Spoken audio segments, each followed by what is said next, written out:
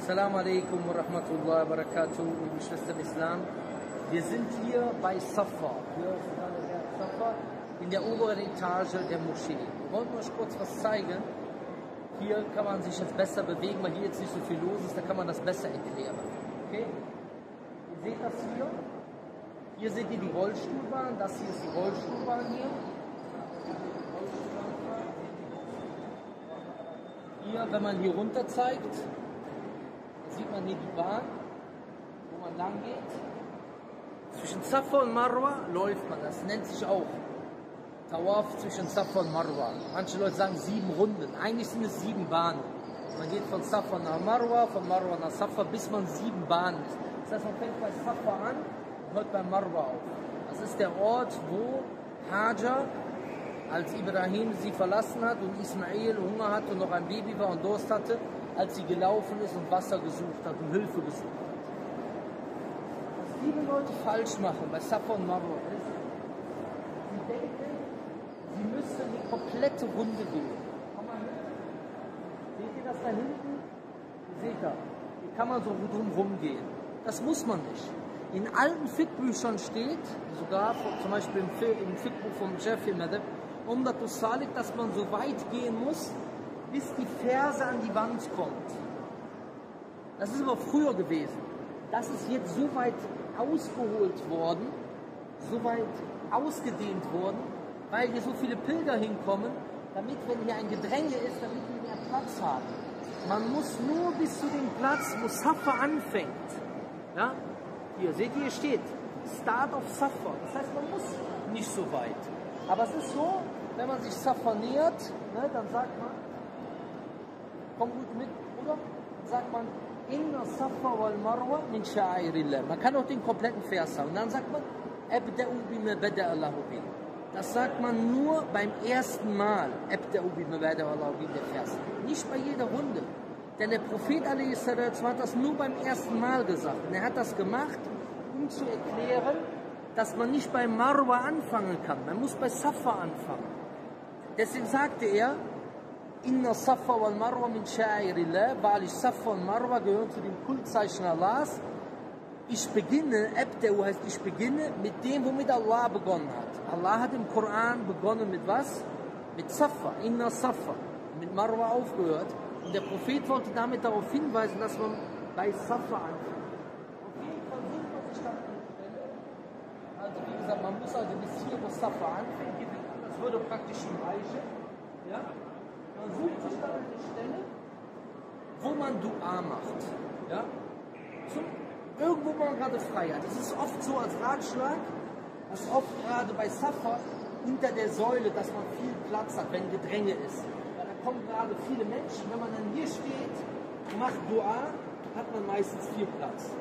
Ihr müsst sehen, hier auf dem Boden, das ist sehr, sehr schön gemacht hier. Also ich rede jetzt nicht von den Materialien, von dem Marmor, sondern von dem System. Ihr seht, die Steine sind immer so ausgerichtet, seht ihr das? Dass man so Richtung Qibla steht. Denn man macht die Dua Richtung Qibla.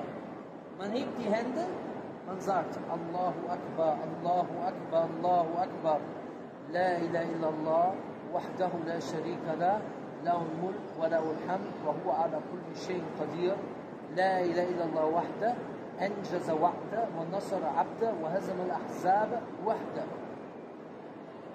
Dann macht man Dua mit irgendwas, was man will. Dann sagt man wieder Allahu Akbar, Allahu Akbar, Allahu Akbar. Dasselbe, was ich gerade gesagt habe.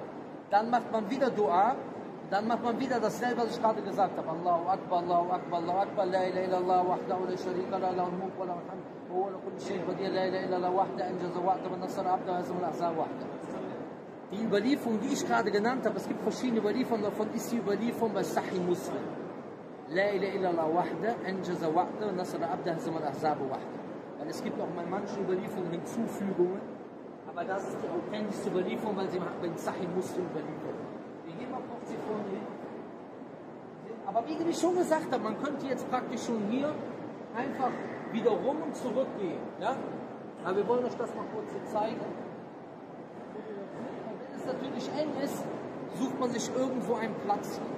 Diese Dua Dua ist übrigens Sunnah. Selbst wenn man sie nicht sagen würde, wäre dieses Rennen, Gehen zwischen Safa und Marwa gut.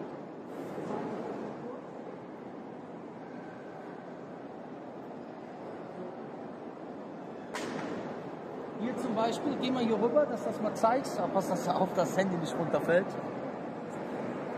Ja, seht ihr das hier? Das sind Überreste von dem Bergfühl. Das ist natürlich vieles abgetragen worden. Ne? Ihr seht, hier ist die zweite Etage und da unten ist die erste Etage, das Erdgeschoss. Wir sind hier auf der dritten Etage in dem Sinne. Ja? Jetzt sind die oben noch eine Etage am Bauen, ja, weil immer mehr Pilger kommen, damit das auch ein bisschen locker wird. Gut. Und zwischen den Grünen, sagt man, wenn man zwischen den Grünen läuft, muss man schnell laufen. Ihr seht das hier.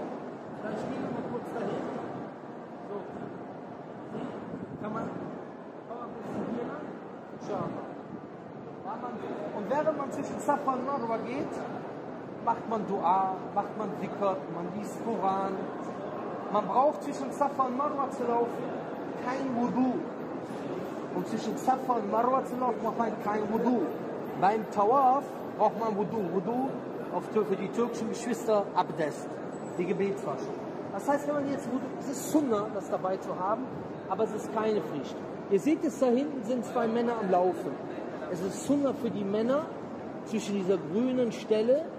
Da ist, das wird oben angezeigt, das seht ihr dann noch ganz gut. Ihr seht auch hier auf dem Bildschirm das grüne Licht. Es ist Sunnah dort dazwischen zu laufen. Eine Dua, die dort überliefert wird, ist Allahumma gfir warham innaka antal azzul akram. Das ist eine Dua, die dort überliefert wird. Am Ende, wenn man bei Marwa rauskommt, ja, Geschwister, am Ende, wenn man bei Marwa wieder rauskommt, macht man diese Dua nicht mehr. Das wird in einem deutschen Buch, was von guten Brüdern geschrieben wurde, erwähnt, dass man das bei Marwa auch macht. Aber diese Dua wird nur am Anfang der Bahn gesagt. Die ist für den Anfang der Bahn, nicht für das Ende der Bahn. Das heißt, wenn man am Ende bei Marwa ankommt, ist die Ibadah vorbei. Da wird doch keine Dua mehr gemacht. Das ist das, was Sheikh Hussein zum Beispiel in Sharh al-Mumti' erwähnt. Ich hoffe, das hat euch etwas geholfen. Und inshallah werden wir im August mit Bakka reisen, hier zur Hajj fahren. Wenn man mitreisen will, kann das gerne machen. Und abonniert den Kanal, liked den Beitrag, damit sich das weiter verbreitet. Denn so könnt ihr auch Dawa machen. Das ist auch eine Form der Dawa, indem ihr die Beiträge teilt, liked etc.